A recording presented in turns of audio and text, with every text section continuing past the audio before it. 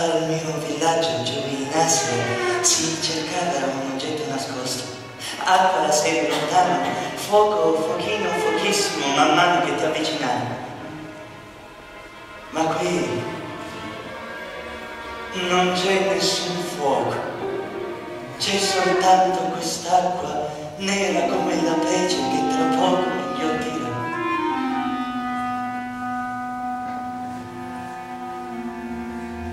Sono aggrappato a questo legno marcio da almeno un giorno. Era notte quando si è aperta la falla e abbiamo cominciato a imbarcare acqua, appena da bagnare i piedi. Abbiamo gridato al trasportatore, quel pezzo da galera albanese che ieri ha fatto il giro di soldi. $1.000 non bastano, 1.500, ma il tuo amico ci aveva detto 1.000. Il mio amico è il mio amico, io sono io, volete andare in Italia, 1.500. Abbiamo dovuto cedere, e che altro potevamo fare? Adesso quei soldi se li mangiano i pesci. Peggio per lui. Vorrebbe mangiare passi per la fame, ma la sete è assoluta, tremenda, atarica che brucia nella gola per l'assurdo. E il colmo, aver sete in mezzo a tutta quest'acqua che ti circonda.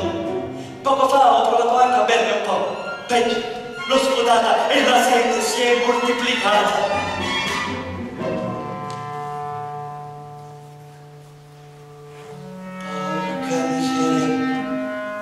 Eravamo partiti da 3 ore e in altrettante saremmo dovuti giungere in vista dell'Italia. L'Italia, quel paese scintillante dalle tv piene di veline che vedavamo al di là dell'Adriatico, sembrava diventare una realtà. Tanto da farci sopportare il viaggio scomodissimo, accatastati gli uni sugli altri, sulle assi accuminate. E poi, di colpo, l'acqua. Nessuno di noi è un uomo di mare, ma abbiamo capito subito che era un guaio molto, molto serio. Il trasportatore, attirato dalle nostre grida, ha cominciato a saltellare di qua e di là, cercando qualcosa per turare la falla. Abbiamo provato con le corde, con i vestiti, ma niente da fare. In pochi minuti l'acqua aveva raggiunto le ginocchia. Io vengo da una zona di guerra e il panico lo conosco molto bene. Eppure non ne ho mai visto tanto. Donne, uomini, bambini, tutti urlavano, piangevano e si dimenavano.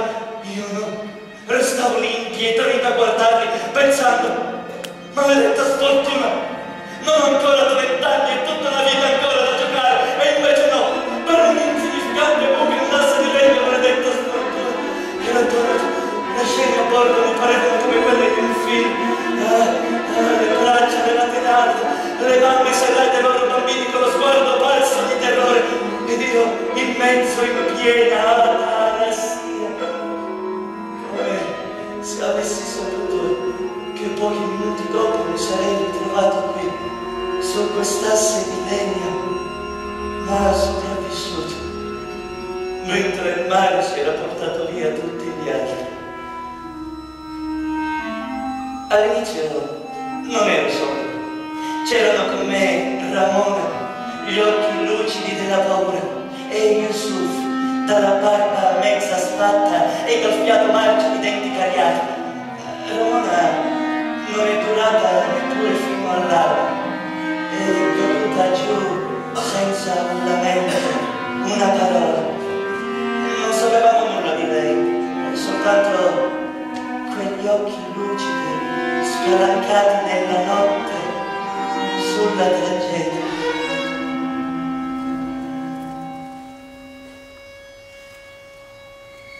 Yusuf, sì, lui sì che ha resistito di più tutta la notte, fino a quando il sole non è tornato di nuovo basso, e parlava.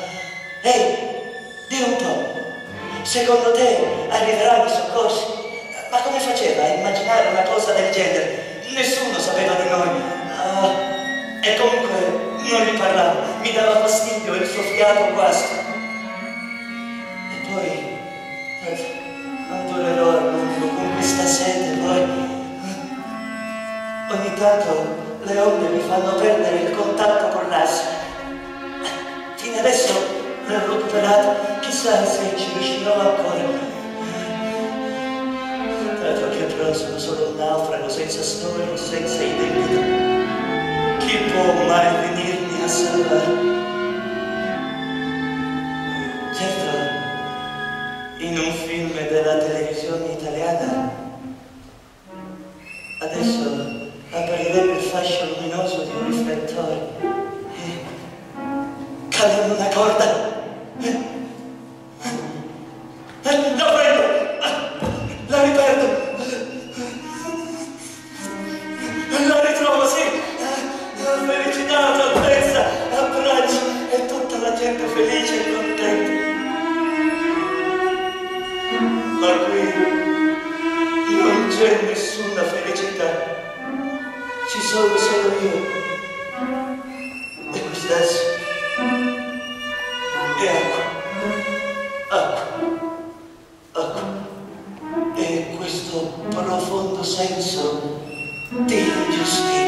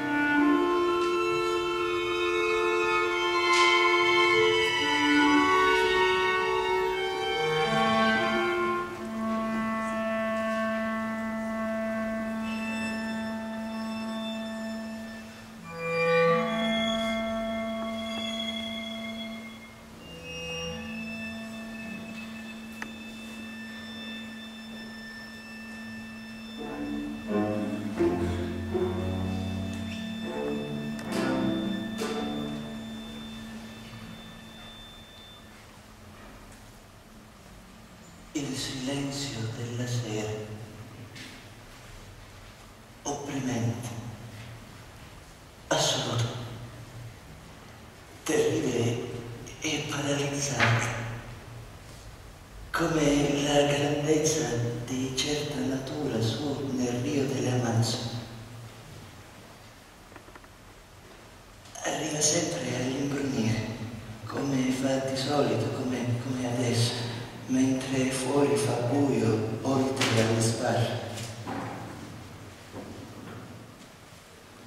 Avete presente quando si immerge la testa sott'acqua?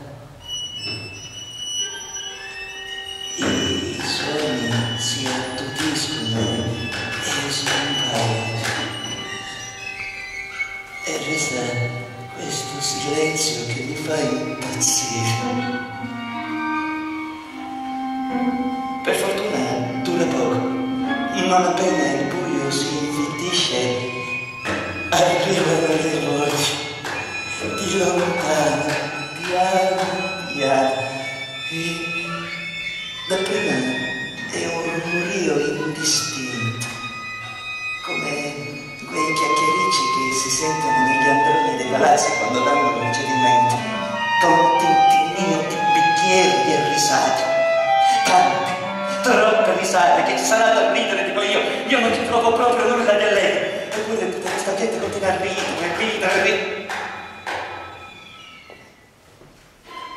Le voci si avvicinano alle mie orecchie, eppure non vedo anima viva e sono da solo in questa stanza tutta bianca con la luce al neon.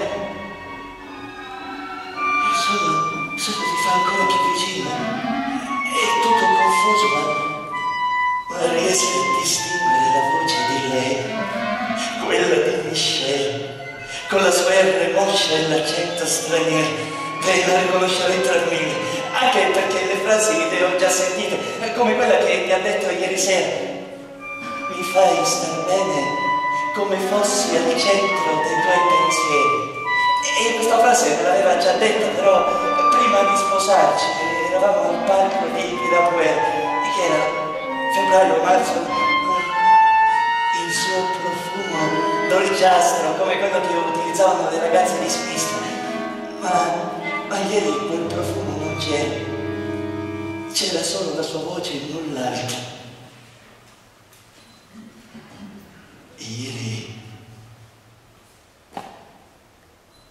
E ieri era in vena e mi ha sussurrato nell'orecchio: sai, vorrei che con te non finisse mai.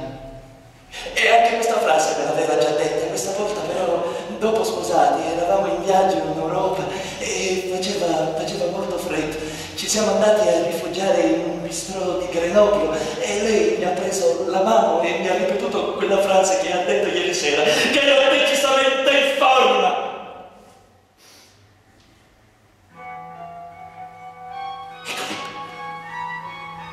Che sentite? Sono chiarissimi. Come fate a non accorgere?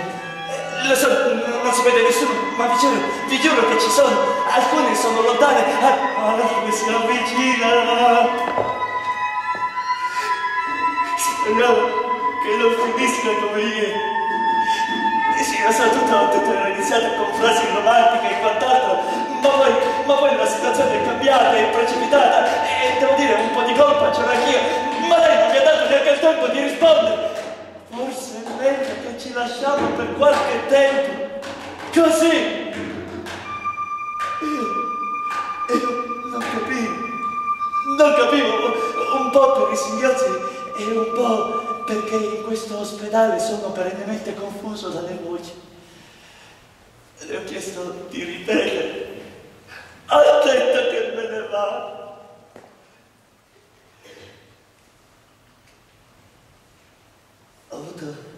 Ho avuto la sensazione di un già visto, come un déjà vu, come dicono dalle sue parti, sì. Però questa è una scena che viene 2 o 3 anni dopo, io ero intento a guardare un dibattito alla televisione e lei se ne esce fuori con questa frase. Allora io mi arrabbio, ma dico, non è possibile, non è vero, non ci credo. E invece era tutto vero. E allora ripenso al nostro bel matrimonio alla chiesa di San Paolo, con tutte le frasi romantiche e quant'altro.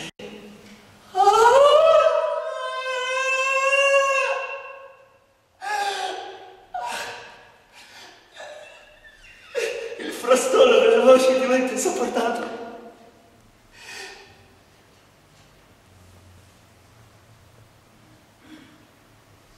Ma la sua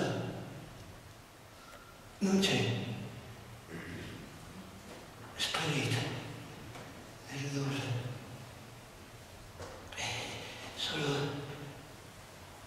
Solo il brusio di un alveare. Lasciate pazze, non credete. Ieri sera però è tornata. Sì, e mi ha detto, sai, ho parlato con il dottore. Forse è meglio che ti prendi qualche giorno di riposo. E allora ho capito perfettamente che era tutta una macchinazione, tutto un complotto contro di me, perché io me l'avevo detto, io quelle frasi già le sentivo da tempo, e evidentemente erano quelle che la confondevano. E allora ho gridato, no? O almeno ho pensato di gridare, ma forse la voce non usciva come certi incubi senza via d'uscita.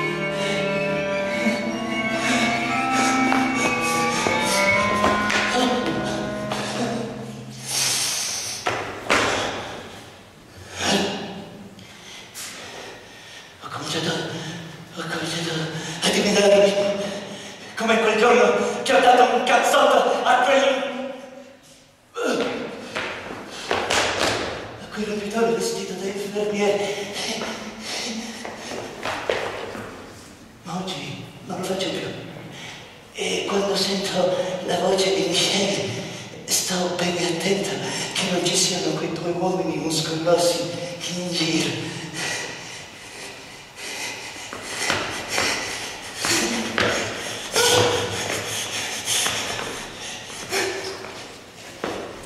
Ieri sera i 2 tipi non c'erano, ma mi sono arrabbiato, molto arrabbiato lo stesso, perché mentre mi trascinavano via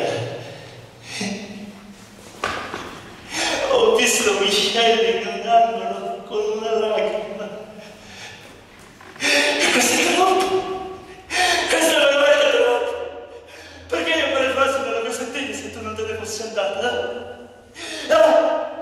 È tutta colpa sua, è soltanto sua.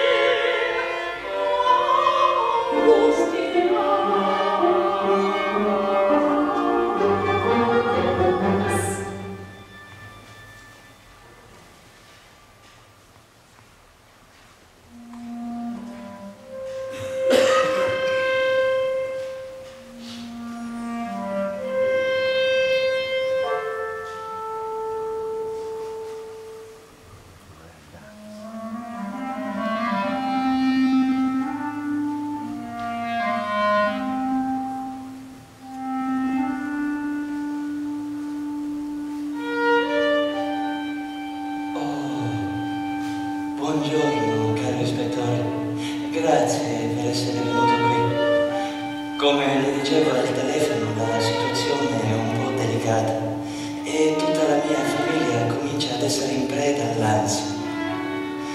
L'ho invitata qui nella nostra residenza di campagna per evitare le chiacchiere. Sa, al giorno d'oggi, tempi tristi, ispettore, davvero. Ma ci andiamo a prendere una tazza di tè? Sa che cosa diceva mio nonno, il membro della Camera dell'Ordo? Che tutte le guerre si sarebbero potute evitare se solo i contendenti avessero potuto trovarsi di fronte a una tazza di tè. Ma questo non è sempre possibile. Vedi, dottore, il motivo della nostra ansia è mia nipote Jenny, figlia di mia figlia, Lady Jenny Gunport, per la precisione. Non so se ce l'ha presente, forse l'avrà vista in qualche recepimento, bionda, non troppo alta, con la carnagione che... Ah, ecco, adesso le faccio vedere una sua foto. Vede, Jenny è una ragazza di grande temperamento, passionale per dire così, ma non ci ha dato mai nessuna preoccupazione.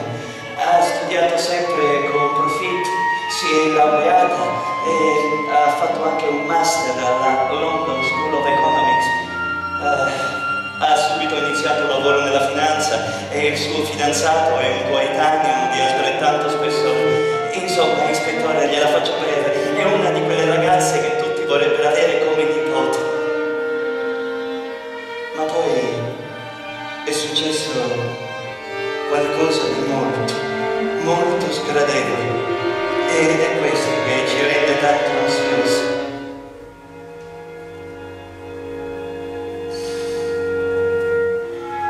Perché lunedì, 5 giorni fa, Jenny va al lavoro alla sua banca d'affari nella City e trova una grande scatola di cartone sul tavolo.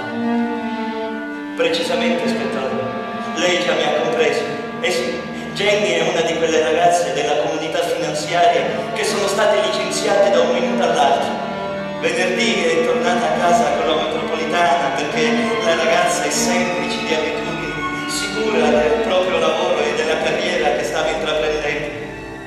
E lunedì non aveva più nulla. Il computer bloccato e quell'odiosa scatola di cartone sul tavolo. Lei capisce, ispettore, che è una cosa davvero insultante per una ragazza come lei che si è sempre buttata anima e corpo in tutto ciò che fa. È un affronto, è qualcosa che non si fa se si è dotati di un minimo di senso etico. Ma la morale, ispettore, il mondo neanche sa dove stia. Ed è un guaio molto, molto grosso.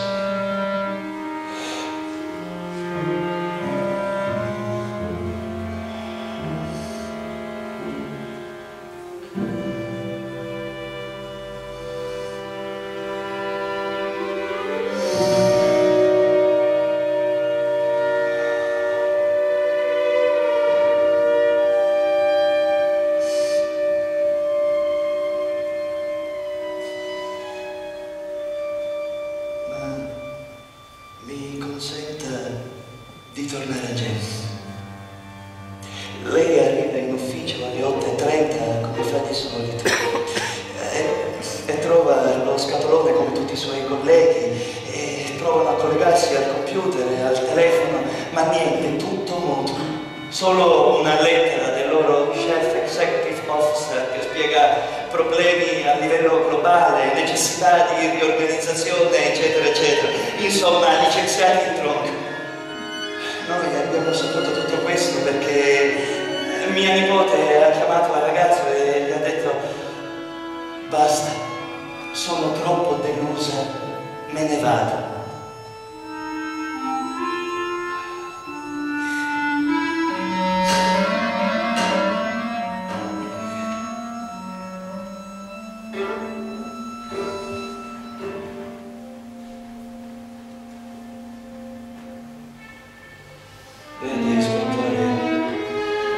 ragazzo sì, è simpatico, non è troppo acuto.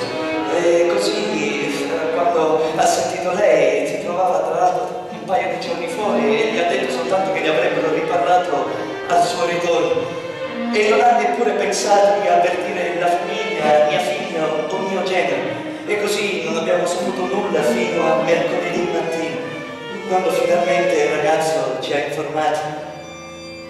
E sì, perché mia nipote è sparita. Ha messo qualche oggetto nello scatolone e poi niente. Ha preso la lettera, l'ha messa in tasca ed è glissata, volatilizzata via nell'aria.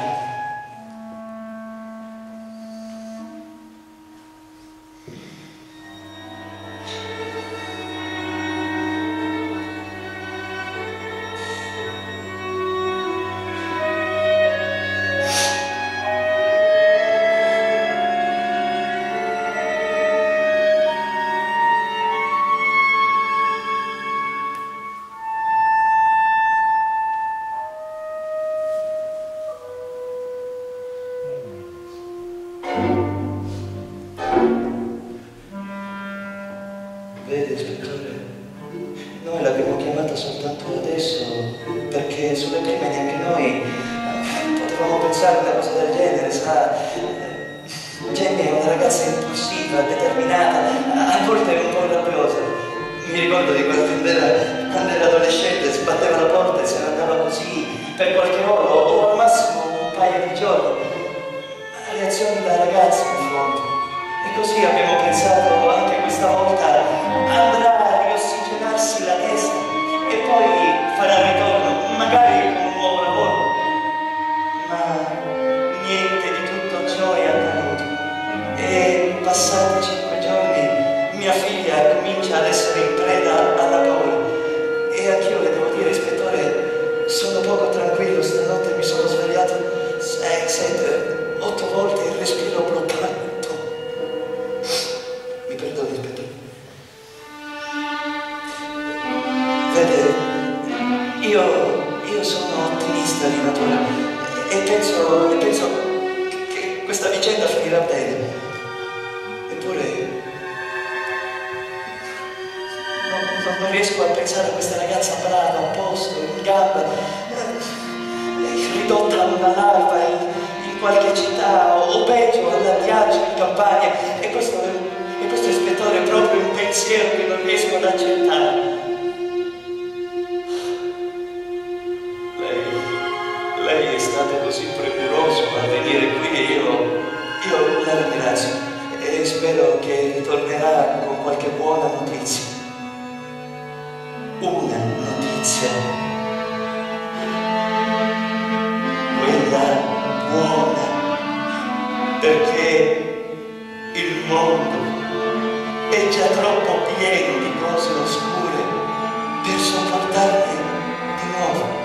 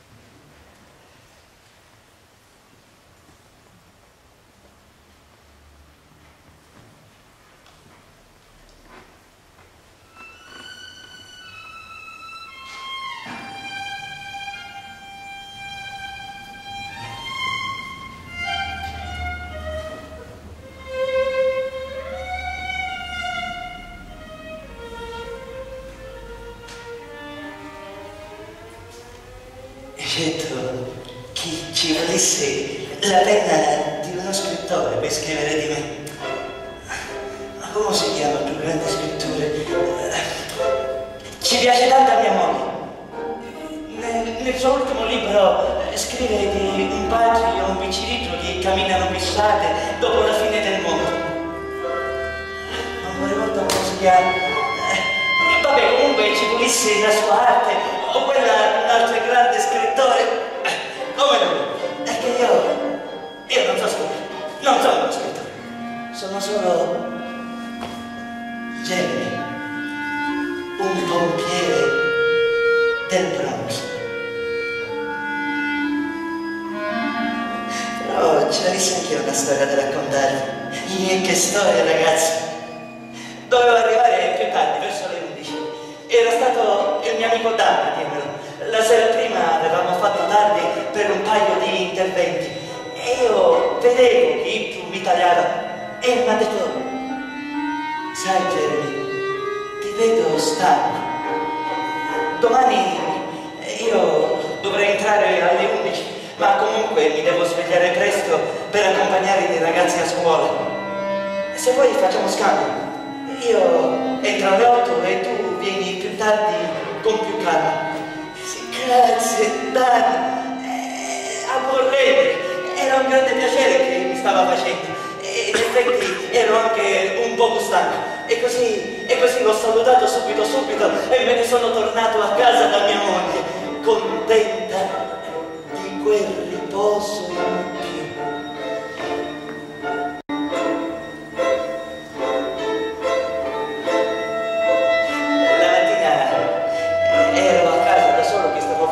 Perché mia moglie se n'era già andata al lavoro e mi chiamano dalla casetta. Ehi, Jeremy, c'è un'emergenza, puoi venire immediatamente? Ho detto, ok, sì, arrivo, gli ordini. Ma ero tutt'altro che contento, per una volta che potevo avere la giornata libera, e invece no, 5 minuti bello, vestito, pronto e via, subito in macchina, ignaro di tutto. Neanche il tempo di accendere il motore che mi chiama mio padre. Ehi, Jeremy, ho visto ciò che è successo al World Trade Center? È un bel pasticcio, no? Almeno penso che abbia detto così. E poi mi ha parlato delle torri, mi ha parlato del fumo, del fuoco e ci ho detto che ci stavo andando perché anzi pensavo che fosse per quello, mi avevano appena chiamato quindi dalla caserma. Vada figliolo e stai bene attenta a quello che fai. E mi ha chiuso il telefono. Ma c'era poco da fare attenzione in verità, perché quando sono arrivato mi hanno detto di stare pronto. E nel frattempo tutte le altre squadre erano già tutte collocate e ignacci aspettavamo non so quale nulla osta. E così nel via vai di gente mi sono messo anch'io a guardare la TV, gli occhi fissi su quella c'era Jazz, c'era Richard, tutti loro all'interno quei palazzi e tutti i miei amici. Io invece no, io dovevo essere lì. Come si chiama che scrittore? Tu devi essere Cormac McCarthy, trovato. Oppure anche quella di Hemingway sì, che saprebbe scrivere la scena di quando sono andati a trovare la moglie di Dan a 3 isolati di distanza sotto il mio quartiere. Lei era pallida in viso e aveva tutti i capelli lisci sulle spalle. Si mordeva in continuazione il labbro per non piangere. Non so se lei sapeva del cambio di turno, non ne ha parlato. Comunque ci siamo seduti sul suo bel salotto sulla punta del divano verde imbarazzati, sì, a dire frasi mozze senza senso, come il caffè troppo caldo che bruciava le labbra e quel dolore più grande di non da sopportare. E meno male che lei ha interrotto e mi ha detto: cioè, noi abbiamo 3 figli, 3, e adesso chi li farà da padre? E poi è scoppiata a piangere un po'.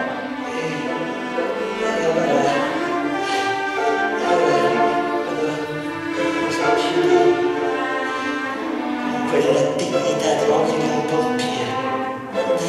Allora ho detto a mia moglie: se carta mia, voglio che tu abbia la stessa dignità. Ed è stato lì, a casa di Dan, che l'ho intuito. Sapete, è una di quelle verità che vengono alla mente e poi scompaiono, spariscono, come una meteora. Sì. Io dovevo essere là, invece non c'ero. E questa è una cosa sbagliata. È una cosa sbagliata. E io non l'ho detto né a mia moglie né ai miei familiari, perché non mi capirebbe. Però per me è chiaro come la luce della mia torcia ed è chiaro anche a lui.